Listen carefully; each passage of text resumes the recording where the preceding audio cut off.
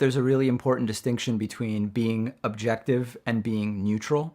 Neutral is sort of a proactive decision that you are going to kind of play both sides and concoct or fabricate a position where it doesn't appear as though you are taking a side. As you're pointing out, just about everybody has some kind of bias. Even if it's not a political bias, there can be advertiser bias or corporate bias or whatever kind of bias. Objectivity, I find to be much more interesting and more important, and that's what I try to do. So when I make an assessment of what I think is a good policy or not a good policy, I'm not pretending to have a position that is any different from my true, sincere, genuine position, but I try to be objective in accurately characterizing what my opposition's views are, why they came to those conclusions, so on and so forth. So I think a lot of times neutrality is the wrong goal, and objectivity is sort of a better thing to strive for. All right, well, let's have you give us a little bit of a breakdown of your background before your show. Sure. So I was born in Argentina. My family moved to the U.S. when I was a little kid. Learned English, went to school in the U.S., and ended up at the University of Massachusetts, where I started a community radio hour at a very small basement community radio station. And from there, it became a podcast, a syndicated radio show, put cameras in the studio after meeting Cenk from the Young Turks, who in 2008 said, I think there might be a future on YouTube, so you might want to start filming what you're doing. So I did that, and then we partnered up with Free Speech TV, which is on DirecTV and Dish, and that's kind of been the show since. And then, we've grown over time, added staff and ad sales, and it sort of changed over those years. But that was like the genesis of it when I was at the University of Massachusetts and was interested in politics, wanted to do something in media, and the opportunity sort of presented itself. So you were what, like 21 when you started? I was 21, that's right. What made you want to start it in the first place? Boredom, mostly. I mean, I was looking for something additional to do other than just being in college and having some kind of part-time job. So it was once every other week. It could have become nothing. I could have just kind of left it when I finished my bachelor's degree. But I liked it enough that I thought, let me see if I can keep doing this while I'm in grad school getting my MBA. Saw my MBA classmates become management consultants and audit people and that type of thing, which was not appealing to me at all. So at that point I said, I'm going to give it a year of just focusing on this like it is my job. And we were sort of a combination of timing and other things that fell into place where it became a full-time job. And now we employ a number of people and we have investors in the show. And it's a real thing. It's amazing how it all happened slowly, right. But we've come a really long way from, when I was at UMass as a junior. Right. And has it always been politically based? Basically, yeah. It's mostly U.S. politics, some international, some current events. The interviews are pretty wide-ranging, so I'll interview politicians, but also people from the music industry or professors, authors, fiction authors sometimes. It's really whatever I'm interested in, but it's mostly politics. Gotcha.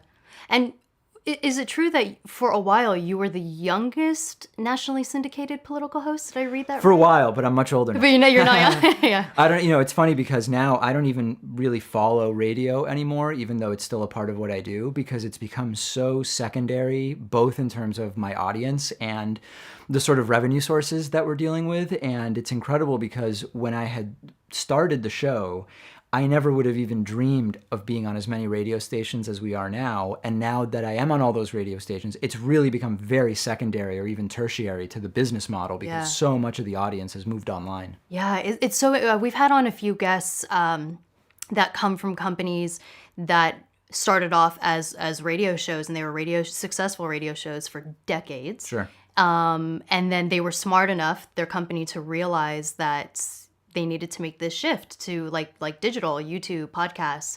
And I think they're very much in the same boat where it's like, yeah, we have these nationally syndicated shows. It's great. We're all over the place, but like the focus has very, very much changed. So I think it's very interesting. Yeah. And I would never think of not having the show on radio or television anymore, but it definitely has changed how I think about the content. We're thinking about it as having to be structured in a way that fits on radio. It's still something we do, but it's not nearly as important as it was at the very beginning when where can the breaks fit in for our local affiliates and all of those questions. They're really not questions anymore. We just kind of do it. If they're interested in it, great. But the focus has become the online audience. Yeah. And for people who might not know, your political leaning and your show comes from a progressive perspective, right? That's right. Yeah, it's a left-wing show. It's an opinion show. There's no hiding that. There's no, pretending that this is a on the one hand, on the other hand thing, but actually being a progressive show. Those are my politics, and it's always been a show that's what it's about, really. With the exception of, like, at the very beginning, there was a very short period of time where I was sort of scared to just give my opinion. Yeah. Because I was correctly assessing that I would start getting a lot of hate and angry emails and whatnot.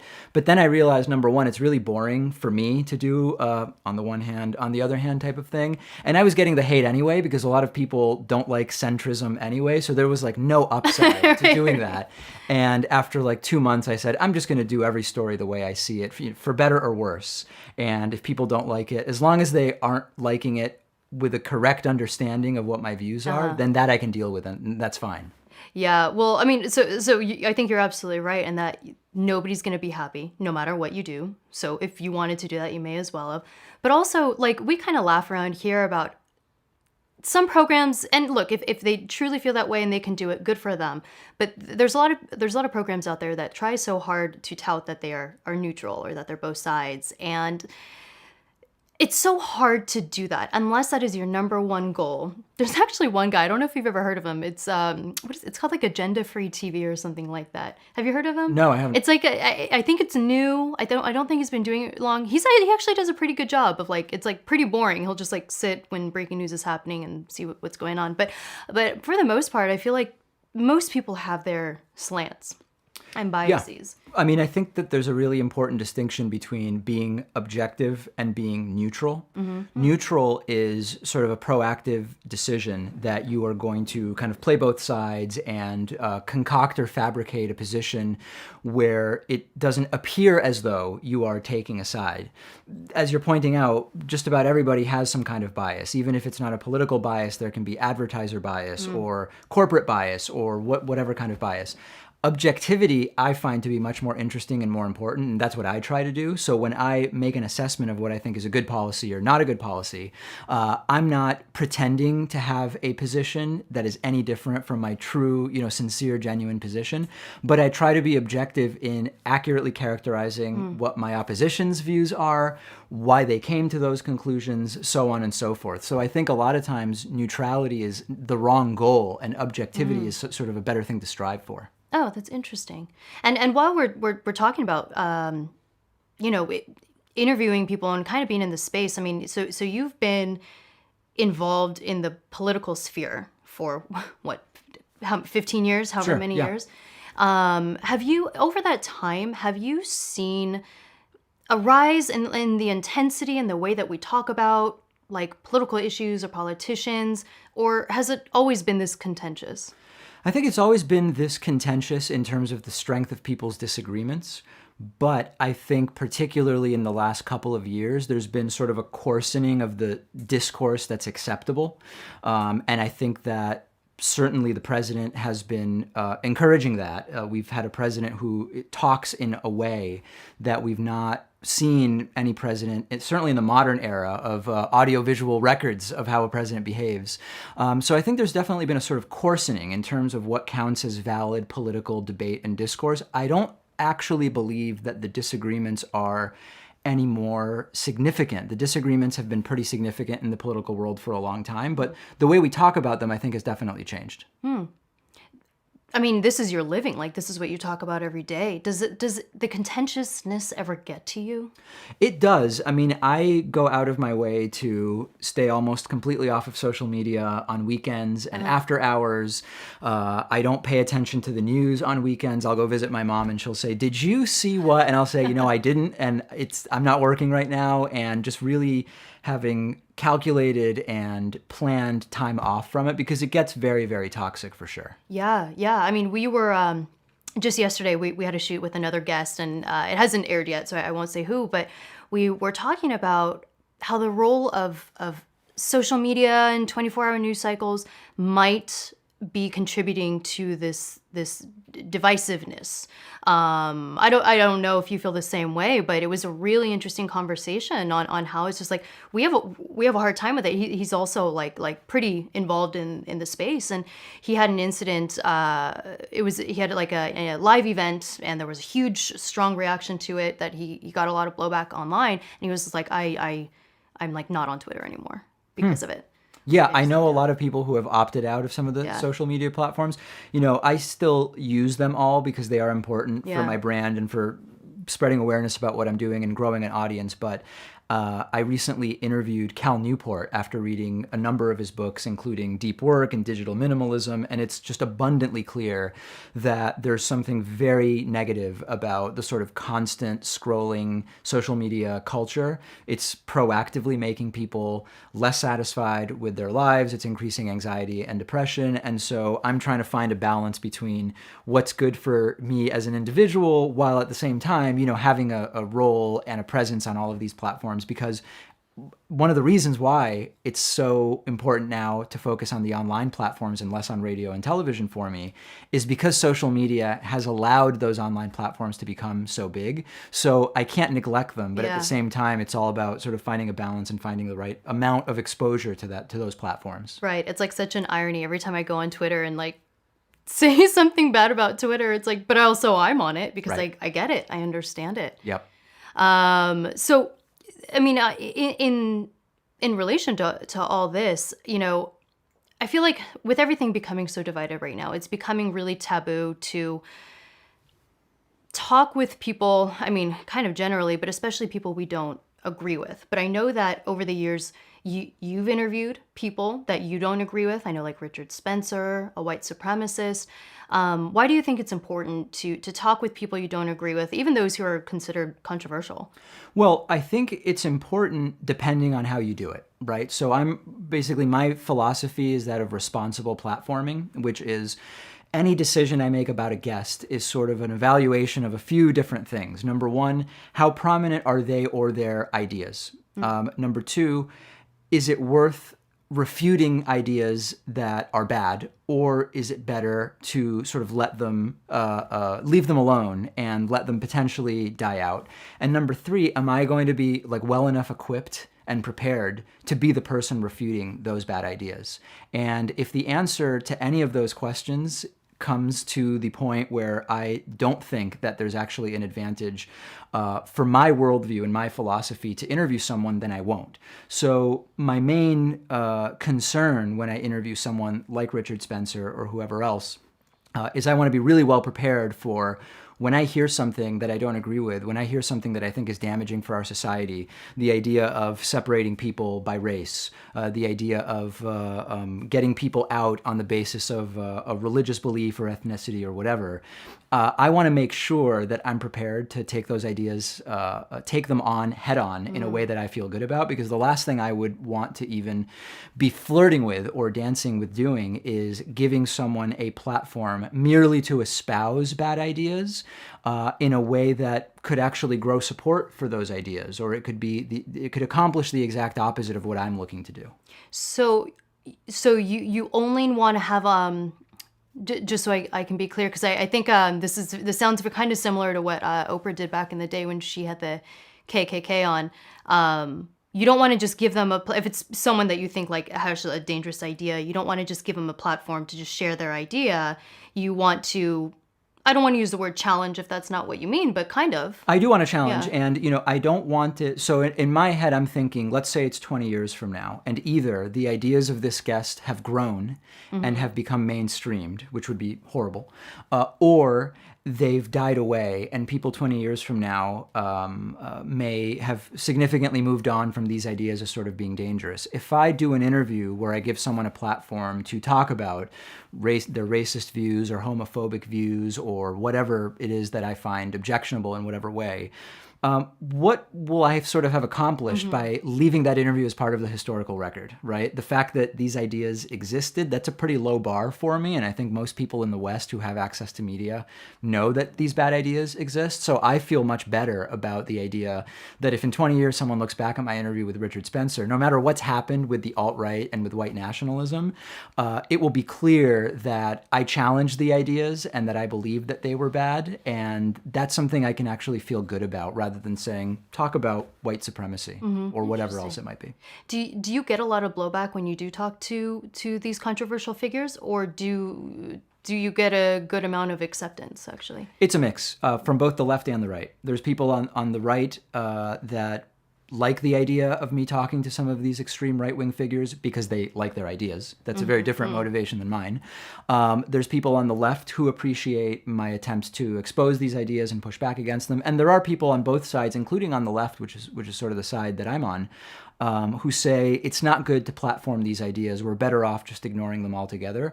And I just disagree with that as a general principle. I think you really got to analyze it case by case. A good example is the Westboro Baptist Church, that's known for their God Hates Fags slogan. Very little media coverage. You really hear very little about them right now.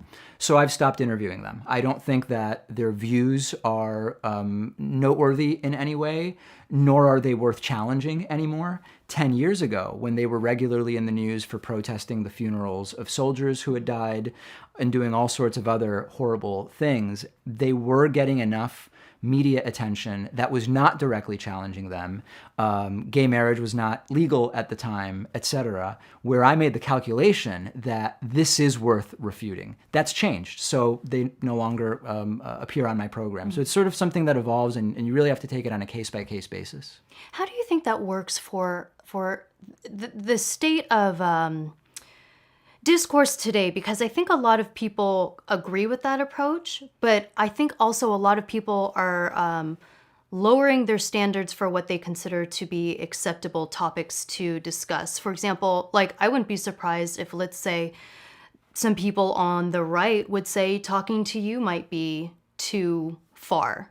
I've never heard that before. Oh, I haven't either. Again, I pulled that out of nowhere. Yeah. I haven't either. So when you say lowering standards, do you mean making them more relaxed or tighter? Or, I mean, what they consider to be dangerous ideas that shouldn't be shared. I feel like the bar for that is starting to get a little bit lower. I'm trying to think of an example, like maybe having on a guest to talk about why they, like, let's say like pro-life. Okay. Like some people would probably say that we shouldn't even have someone on, like someone who's pro-choice, that we shouldn't even have someone on to talk about the case for pro-life, the pro-life case. Someone who's pro-life would say that there shouldn't be someone who's pro-choice on? I think I might not have understood the... Yeah, or I guess talking with people who don't agree with our sides, if that makes sense. Yeah, I mean, listen, there will always be people who want to suppress the speech of those that they disagree with for different reasons. It could be because they view the opposition as posing such a significant challenge that rather than engage, they want to just shut down the debate. And sometimes that can be a sign of the weakness of their argument. In other words, if you are on the side of so-called climate skepticism, I call it climate science yeah, that's denial. a good example. Yeah. You might want to do everything you can to silence the pro-science voices, what we call the consensus, what we call the reality-based approach, because you see that as a serious challenge to your climate denial views. In other words, you believe that in a fair sort of confrontation, a battle of ideas, so to speak, to use a cliche term, you believe that the pro-science side is going to come out on top. So rather than engage with them, you might try to prevent them from even having a voice. That would be sort of one reason why someone might try to do that. There's all sorts of other reasons why someone might try to do that. That's not my view. So my view tends to be, let's engage in these questions and discuss these issues up to the point at which earlier we talked about objectivity versus neutrality. At a certain point, reality has to influence sort of how the discourse is happening. I don't know where the line is, but as an example, with climate change, when 99.98% of peer-reviewed science has a very strong consensus on what is going on with the climate, does it make sense for corporate media to have 50-50 balance between the science side and the science denying side when the consensus is 99.8?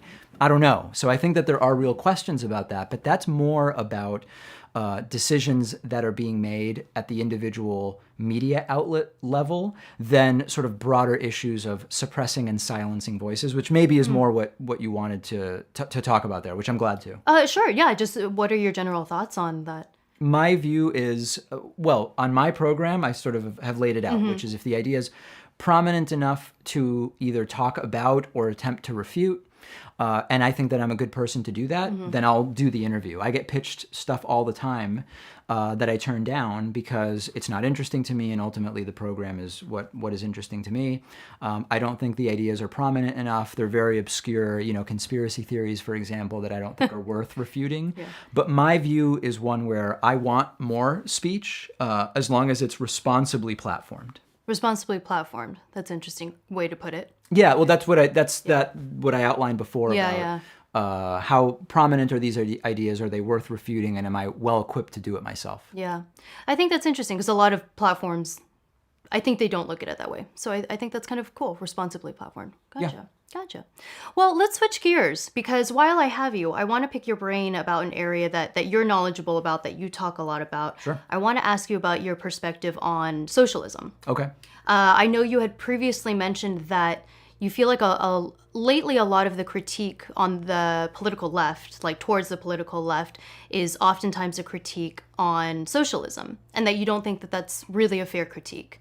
Well, critiquing socialism is perfectly fair. The question is there a significant socialist movement in the Democratic Party? In the United States, the reality is we have two strong parties, the Republican Party, the Democratic Party. So are the ideas espoused by the Democratic Party and its members in the House and Senate and recent Democratic presidents, are those socialist ideas or not? Because if they're not, the critique of socialism becomes sort of a straw man. It's a critique of something that is not really present or prevalent. And my argument is that there is almost no socialism whatsoever in the Democratic Party. I'm willing to entertain any particular socialist idea that has come from the Democratic Party or discuss whether any particular individual politician is a socialist, but I'm not aware of that. And I think that the misunderstanding about what is socialism, what is communism, what is social democracy, which is really, the furthest left that the Democratic Party gets in terms of elected officials in the House and Senate, is basically social democracy in the line of Denmark, Finland, etc. If we can't even sort of understand what are the ideas, it's really hard to have a serious discussion about whether something is or isn't a good idea. And that socialism attack is inaccurate, and it's a very big distraction from really talking about how should healthcare be organized? How should education be organized? How should taxation work?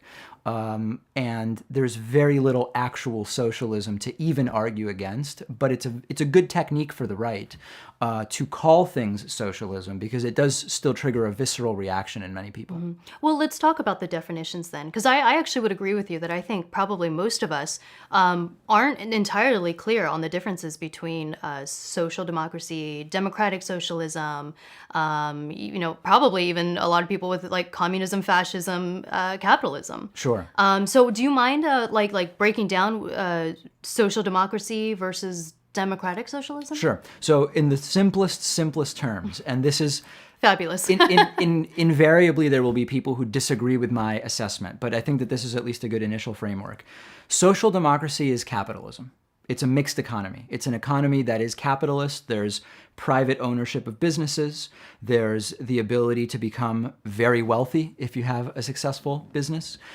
All of those things. It's a capitalist system that decides to prioritize use of government revenue, taxes, etc., to make sure that people don't get left behind, to sort of raise the very, very bottom, typically by imposing growing taxes at the very top. That's social democracy, generally speaking. So Denmark would be an example. Sweden is an example. Finland is an example. Norway is another example. And these are capitalist countries. There's private ownership of business. There's lots of very rich people. Some of those countries, in fact, are ranked as having better business environments and business climates than the United States. But it's the prioritizing of the money that the government takes in for particular purposes. Often it's healthcare, regardless of ability to pay. Sometimes it's maternity and paternity leave, whatever.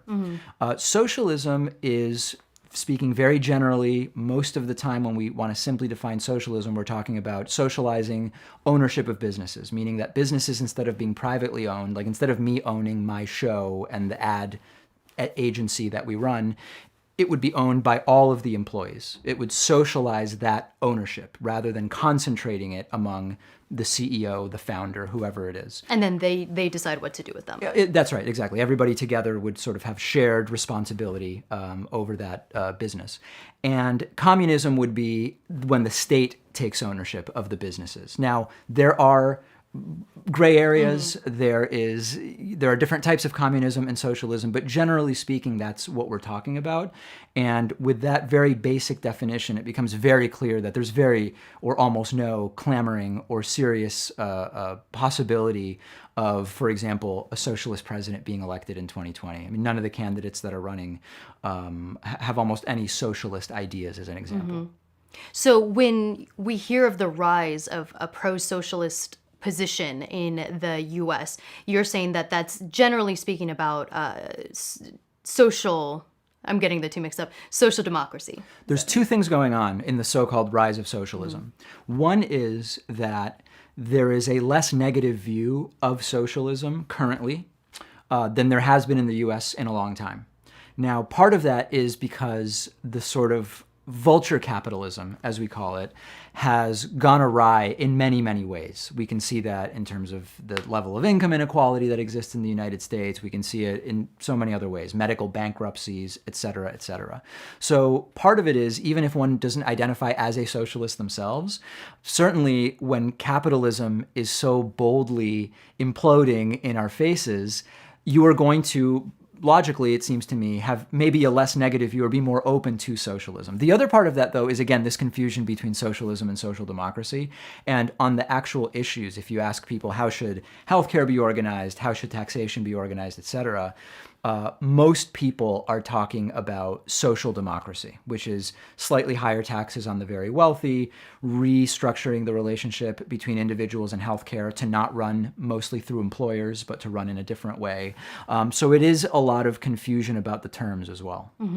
And so, I mean, social democracy, and I think just the idea of wealth distribution in any sense gets a lot of blowback from people who don't agree with it, obviously. What are some of the critiques on that side? I mean, I know some that I've heard, but I'm sure you might even know the critiques. Critiques of what specifically, though?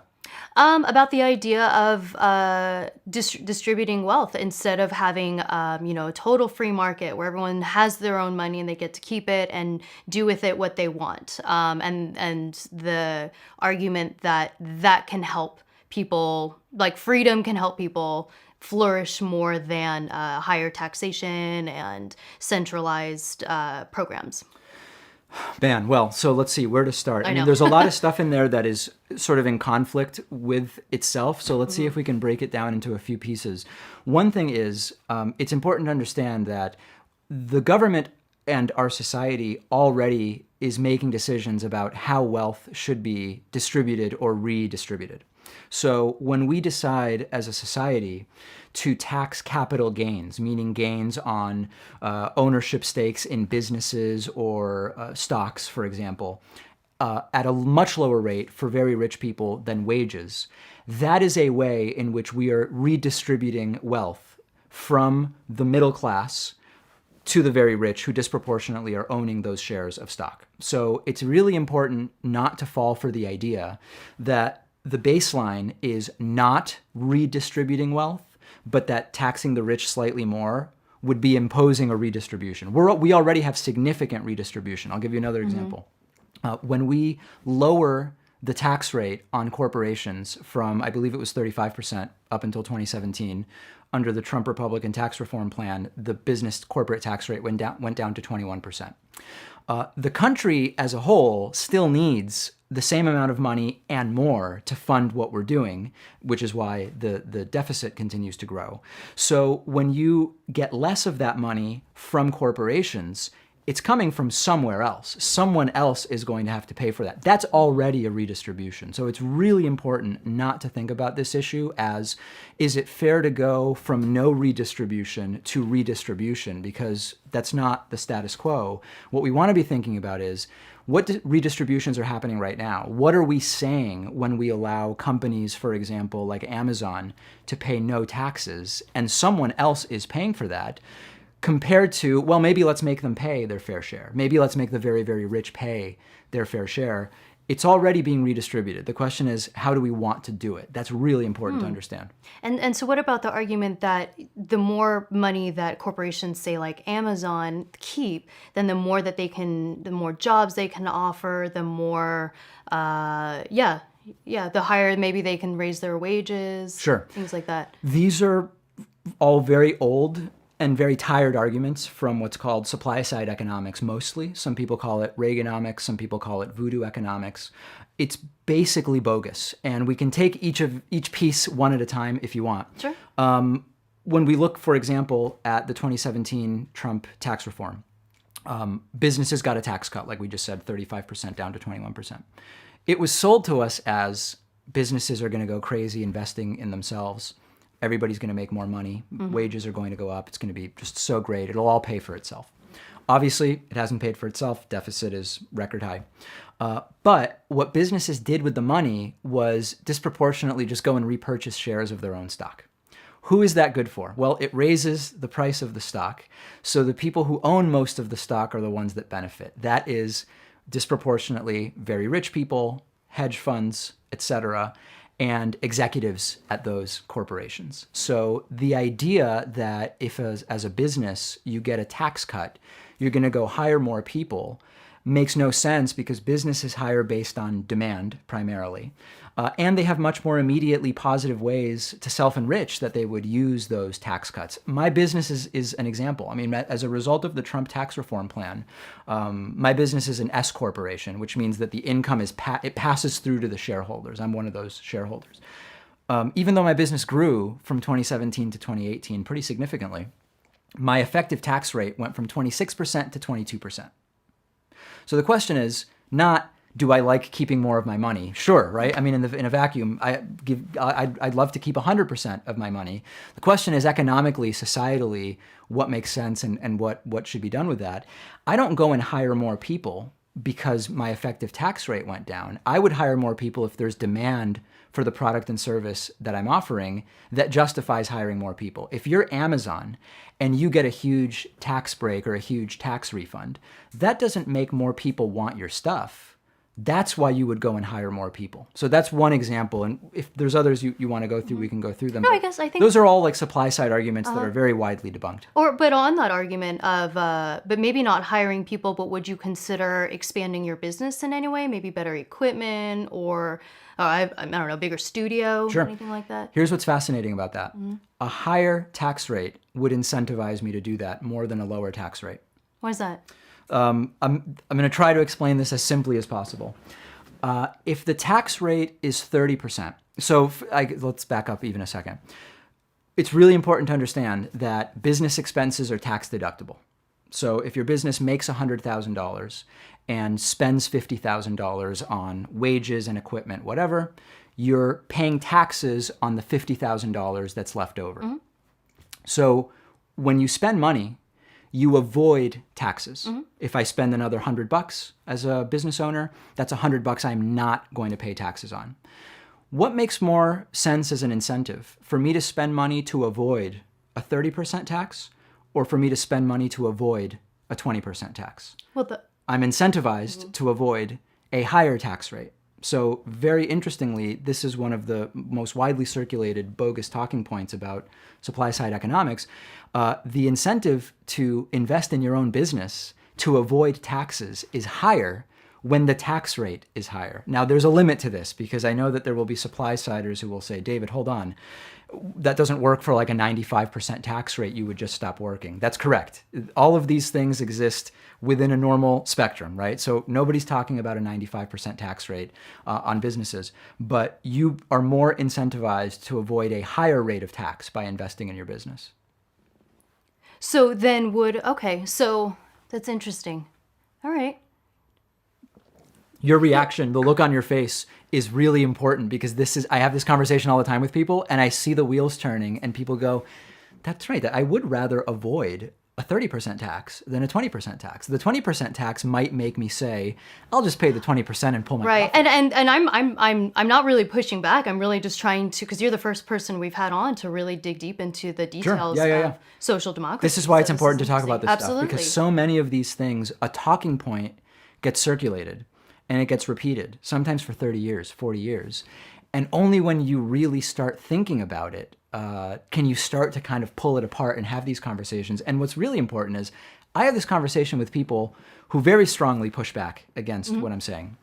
But I have that conversation in a way that is respectful, it's polite. I'm genuinely seeking to find the truth about this stuff. And if someone came to me and said, no, here's what you're forgetting, David, when you make that explanation, I would say, that's really interesting. I'm going to go research that because I actually want to understand the truth of these issues. And I think that there's a lot to be gained by really trying to pull them apart in this way. Gotcha. So we've had on quite a few very pro free market people, and I think that they have a general issue with the idea of again, I don't want to use the word socialism, social democracy. How would you how do you constantly? I don't know what they have an issue with because I didn't see the interview, but I'm curious. Or to know. say those who call it theft, right? Okay. What do you think about that general argument that why should my money be taken and used in ways that I don't necessarily want it to be used for? Well, wow. I mean, let's see. There are low tax conservatives who want the lowest necessary tax. There are people who go beyond that, and they are more sort of extreme libertarians who sometimes take the argument that taxation of any kind is theft or even slavery. Sometimes they will use that word. I find it, they're pretty out there, so I don't find myself super inclined to debunk that notion super specifically because I've done it a bunch of times. And if you're so far out that you think any level of taxation is theft, you're probably not going to see reason. But I think there's a few important things sort of to keep in mind about that. Number one is if you don't like the level of taxation in the United States or how those taxes are being used, there's lots of things you can do, right? You're not a slave, so to speak. If another country will have you, right? Every countries have immigration policies. You could move to a country whose tax policy is more in line with what you like. You could choose not to work. You're not being forced to work. You'll have to figure out some way to survive. But again, you're not being forced to work and pay taxes. If you pay taxes, the government is going to collect the tax. You are, interestingly enough, I think the onus on someone who says that taxes are theft, the onus would be on them to explain how can groups of humans beyond several hundred be organized without some kind of central government. And a lot of really interesting anthropological work, including the work of, for example, Jared Diamond, has made it abundantly clear that if humans want to organize to do anything in groups that are much larger than a few hundred, it's effectively impossible without some kind of organizing central government.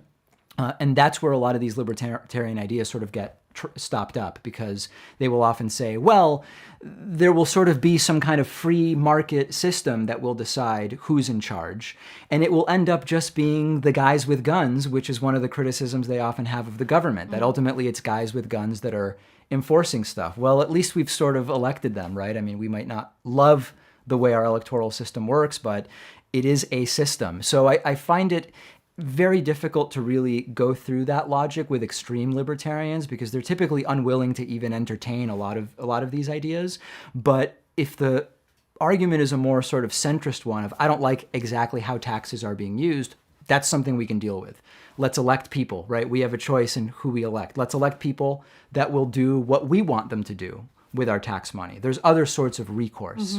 But, the other thing is more laissez-faire countries, more free market countries, so to speak, and countries that are more socially democratic, they all have taxes. And they all allocate them within a relatively sort of narrow range. It's relatively small differences that exist when you get to the end of it. And if someone just disagrees with taxes as a concept, period, I don't know that there's anywhere left on the planet that they can really go and have that be the kind of prevailing status quo. And what about those who make the argument that having centrally controlled programs, education, healthcare, hurts the quality of these programs? I guess I'd have to know more about exactly how they're measuring that and sort of what they're asserting. I think certainly with healthcare, we have endless examples. There's about a dozen different systems in countries ranging from Canada to the UK, France, Germany. Not all of these systems are the same, but they all work better than the system in the United States and cost less. And I think the healthcare argument is such a hard one for me because I feel like I am constantly hearing conflicting information on that. I'm hearing that in Canada and the Nordic countries that it's great, it's obviously free and it's better and it's universal. But then I also hear that that's actually not the case and that life expectancy and cancer survival rates are better in America. Like I'm just constantly hearing conflicting information on that.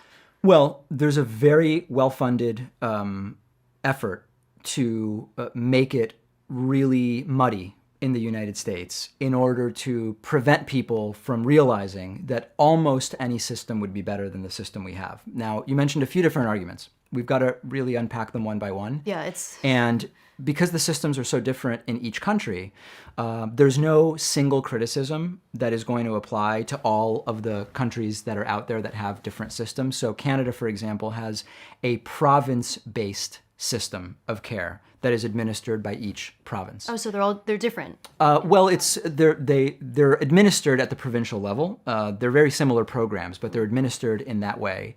And the relationship between the care providers and the provincial government is one sort of relationship.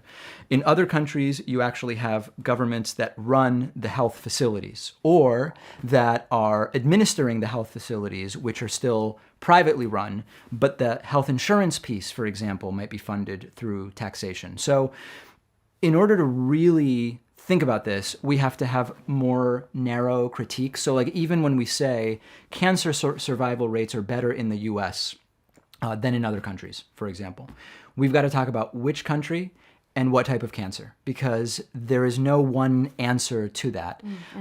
Oftentimes, cancer survival rates can depend on how sick are the patients at the point of diagnosis.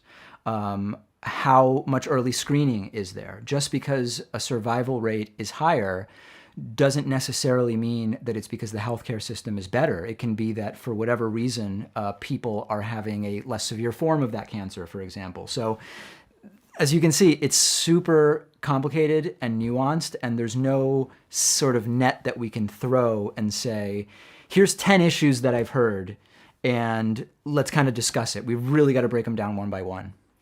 Do you think the fact that America is so diverse and so populated changes our conversation with specifically healthcare, actually probably even education too? A lot of these issues, the fact that we're so diverse, do you think that like changes anything for us that maybe other countries don't have to think about as much? In what way would diversity affect it? Well, when it comes to health, like genes, genealogy, when it comes to education, us having probably so many more pockets of different subcultures, different states, cities within those states. Well, let's think about healthcare first. So genetics. The idea, I want to make sure I understand the idea. The idea is that healthcare in the US is different than in some other countries in some way because of genetic diversity in the United States. Oh, I'm just posing the question. I honestly have no idea of. I don't know. I can't think of a way in which something that I've would thought make about. A difference. Yeah. I'm not aware of any way in which that would make a difference. I mean, certainly having a larger population lets you spread the risk over more people, and the larger your risk pool when it comes to uneven outcomes. I mean, that's the thing about health care, which is that different people will have different health care needs throughout their life. A lot of people will have relatively small health care needs until very, very late in life. Other people will have acute health care needs at individual points due to injury, for example, or certain conditions. And then some people will have sort of very expensive chronic care for chronic conditions. And the more people you have across whom you can spread that risk, the better you can sort of anticipate what your total healthcare need will be. So that's one way in which having a bigger population would be good for transitioning to some kind of universal or single payer system. And can you talk about like the state of Obamacare? And I'm asking from someone who genuinely knows very, very little about it, the successes and the failures of it. I think it's in a hard place because it's like trying to be a competitor, right? It's a competitor to what? To all the other options out there for everyone. But I feel like all I hear is that everyone's just like unhappy with it. Please, right. like, clear it up. Well, so let's see. Obamacare does not provide health insurance. Obamacare mandated that everybody needed to have for-profit health insurance. So it's coming from all the same for-profit companies. So, or pay a fine if you opt not to have health care at all. That was called the individual mandate, which the Trump administration has done away with. In that sense, Obamacare was, interestingly, Obamacare was really conceived by the Heritage Foundation, a very conservative organization in the 90s, because it mandates tens of millions of new customers for-profit insurance companies. So the opposite of socialism, the opposite of left-wing. So their incentive was purely monetary. Whose incentive? The Heritage Foundation? The incentive of the for-profit health insurance companies is that the government will say everybody has to go and get a for-profit insurance plan from these for-profit insurers. Right. So their incentive was just monetary. The insurance companies were standing to get tens of millions of new customers from that. Right. So the complaints about Obamacare, there's different complaints about Obamacare. One is that the premiums of the healthcare.gov plans increased from one year to the next.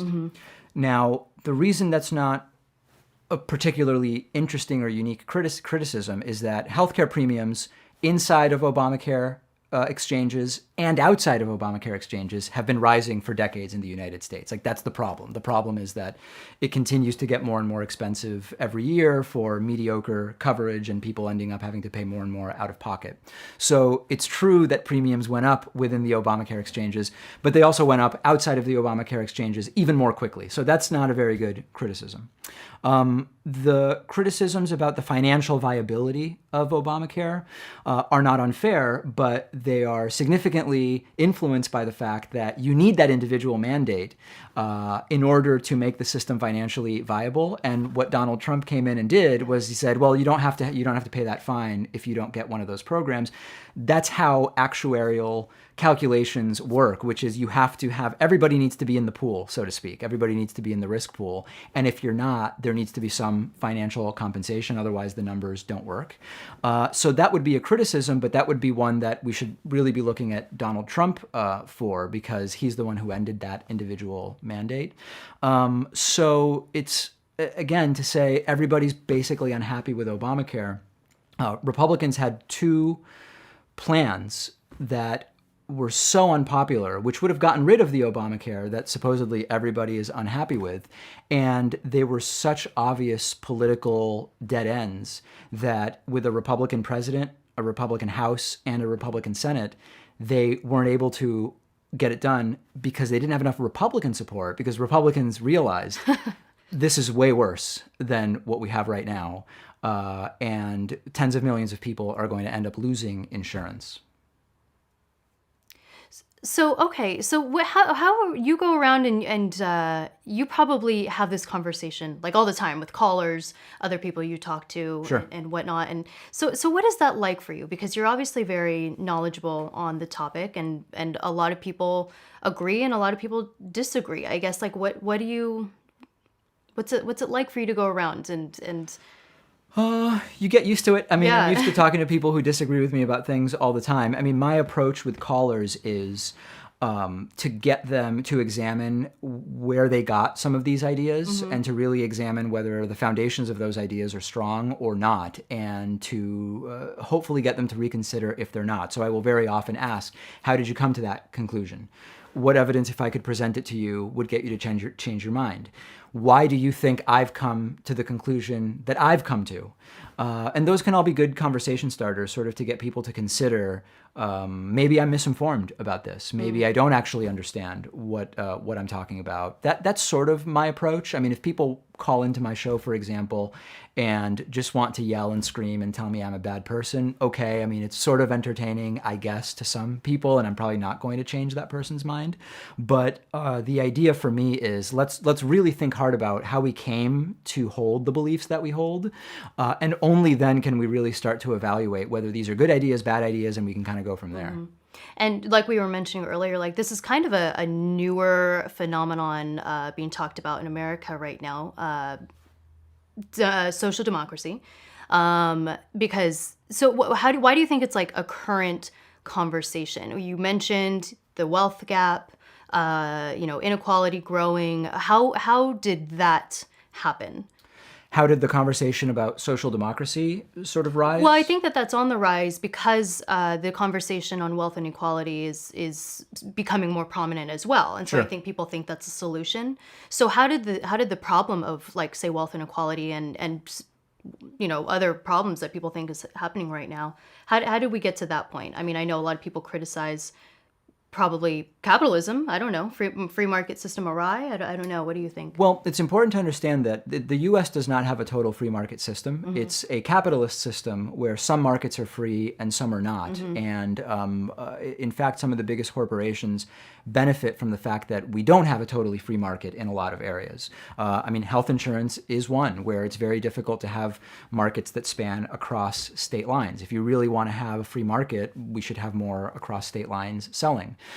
When you talk about, cable companies are not really operating in a free market, and there is significant what's called regulatory capture, where industries control the entities that are supposed to be regulating them. So the cable industry is a great example, where the people who are deciding about how should cable and internet service providers be regulated are often attorneys previously from those companies. The current head of the FCC was a Verizon lawyer, Ajit Pai. So once you understand that we have free markets sort of in the United States where it's convenient for large corporations that wield lots of political power, that kind of opens the door a little bit to getting into understanding how we got to where we are today. Is that what people call crony capitalism? Sure, that's part of it. Yeah. yeah. I mean, regulatory capture is part of crony capitalism. Disproportionately having industry people and corporate lawyers in elected official positions is part of crony capitalism. The sort of lobbyist, politician, revolving door, industrial complex is another part of that. But at a very high level, we got to where we are today because large corporations and very rich people wield disproportionate control over what is law, how is taxation done, how is regulation done, how do all facets of society work. And when you have that for a period of decades and decades in the United States, you're going to get that growth inequality. You're going to get wage stagnation for most people and significant wage increases for the people at the very top. I mean, it's all exactly as predicted. The questions and the debates for me are more, what are the approaches to solve these issues? And that's where there's more disagreement. There's actually less disagreement about what the issues are, interestingly enough. The disagreement is about whether these are problems and what approaches we should take to fix them. It's so funny because I remember watching. Did you ever see that video with Peter Schiff where he's holding? It was during the Occupy Wall Street protests, and he went down. Peter Schiff is this I think it's a hedge fund he has, but he's a big businessman, and he went down with a sign that said, "I'm a part of the 1%, like talk to me." So it was this whole video. So I think I would assume he's on the very free market side. But one of the big arguments he was making was what you were making, which was like, what you guys should be fighting for is getting businesses and government out of cahoots with each other. Sure. And so I think that's so interesting that, I like hearing you talk and hearing him talk, who I would think are probably opposite views. It's like you guys see the same problem. I mean, sometimes there are overlaps between different types of libertarian ideas. So like I'm on the left libertarian rather than left authoritarian. If you think about the political, rather than a political spectrum that goes left to right, you think about it sort of like as a crosshairs with 4 quadrants. So my tendency is more libertarian, and there's definitely right libertarians who want to separate business and government. Sometimes the path to that also includes doing away with all regulation on businesses altogether, which I'm not for, right? So on that part, we would probably disagree. I've not seen the video you're talking about, but it wouldn't be surprising that on some of these issues, I do have overlap with some more sort of center-right libertarians in a sort of narrow way. I want to be very clear, not in any of these anti-regulation ways that probably go along with his views. I heard, and correct me if I'm wrong, I heard that a lot of these Nordic countries that do have high taxes and like socialistic programs, they actually have fewer regulations than we do on their businesses. Do you know if that's true? Well, when you say socialistic programs, like I know, I keep struggling with how to put that. I guess distribution, right? Like higher taxes so they can have, these free programs. Right. Well, the programs aren't free. It's just they're being paid for in a different way. That's a really important thing. Through higher taxation. They're paying through taxation. It's not always higher. It's just drastically different priorities. When you don't have the defense spending that the United States has, without necessarily needing higher tax rates, you can pay for a lot of other stuff. That's what's really important to sort of understand. So it's not free, but it's paid for in a different way. I think that the sort of 30,000-foot view on those countries is that you're completely right that they don't have particularly poor business environments and business climates. There's plenty of really rich people in Sweden and in Denmark, per capita, of course. They're countries with smaller populations. The people are very happy there. When you look at every single year, you look at self-reported happiness studies. The people in those countries, whatever freedom a right-winger in the U.S. says they are lacking there, does not seem to be holding down happiness in those countries. Life expectancy is very high. Education is very good. There's no such thing as medical bankruptcy. So I think that it's, again, these are capitalist countries that have said, we are going to be, instead of this capitalist, we're going to be this capitalist, and this little piece at the top we're going to use to make sure nobody gets left behind and to put some limits at the very top. It's working out quite well for them. So back to the regulation, do you know if they do have like less regulation than we do? I heard that, so. Regulation's a very broad term, so it's important that we distinguish between regulation in terms of the relationship between the employer and the employee, regulation when it comes to pollution. We need to really drill into what type of regulation we're talking about. If we don't do that, it's very difficult to say there's more or less regulation. Are we measuring by the number of regulations? Are we measuring by how long it takes to register a new business? Like that's a metric that sometimes is used to allude to how much bureaucracy is there. We need a little more detail. Yeah, interesting. I guess I've just heard that generally they have less, and that might be one of the reasons why they're pro-business. So I thought that could be, I don't know. I guess I wonder if that would be a trade-off for those who are I don't know, maybe very free market or against, I guess, the opposite sides of you.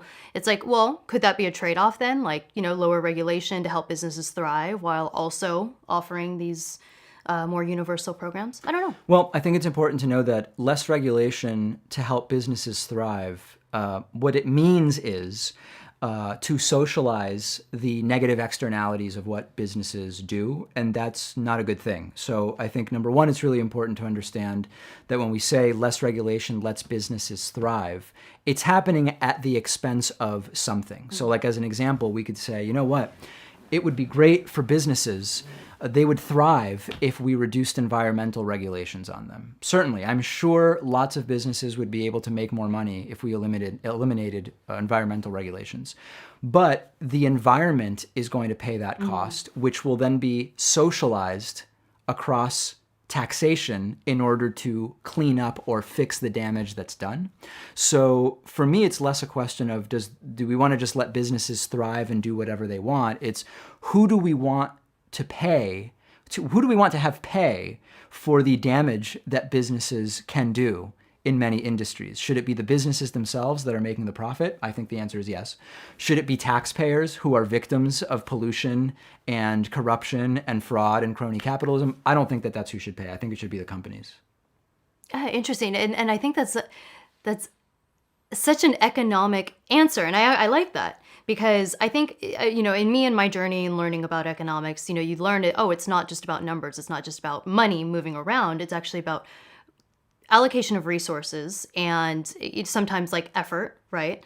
And I kind of like that example. Like by making this one decision, how does this affect something else? Sure. And how does that affect something else? I mean, a business activity, whether it's drilling for oil or whether it's a shipping business that has a carbon footprint or whatever, that activity is going to have some total impact on the planet.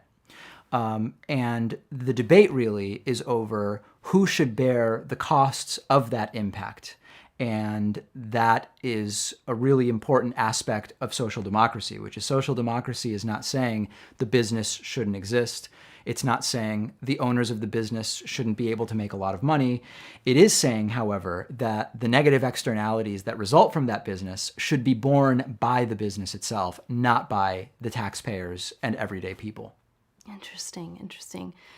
Well, unfortunately, I have limited time with you. So is there any way that you think is best to kind of summarize this conversation over social democracy and why you think it's a great system to go by? Sure. Well, listen, I think that when we look at the history of humans, when humans really started to advance in the direction of becoming modern was when agriculture was first developed and people started owning stuff.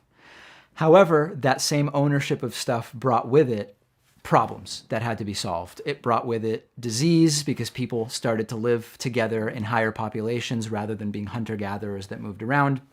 It brought the beginning of this inequality as some people owned a lot more stuff than other people.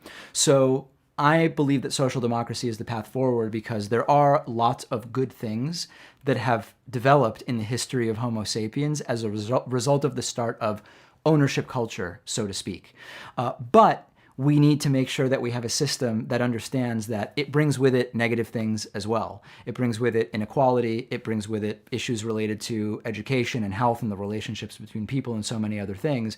And the role of government should be to sort of find a place where the positives of ownership society and individualism and entrepreneurship can exist, but be tempered by the understanding that we have more than enough resources to make sure that nobody gets left behind at the bottom, that nobody has to file bankruptcy because they can't afford healthcare, that everybody can get a reasonable education.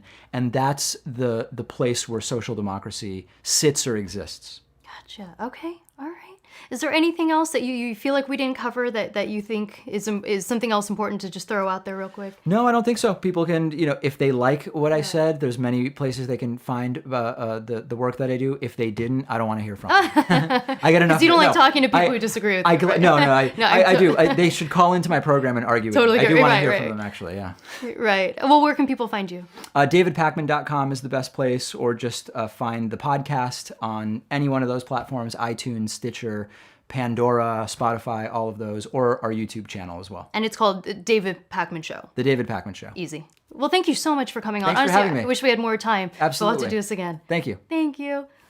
Hey everyone, thanks so much for watching the episode. If you're interested in contributing to the conversation and supporting the show, there's 2 easy things you can do. 1, click subscribe, and 2, visit our Patreon page where you get exclusive access to the Exploring Minds community.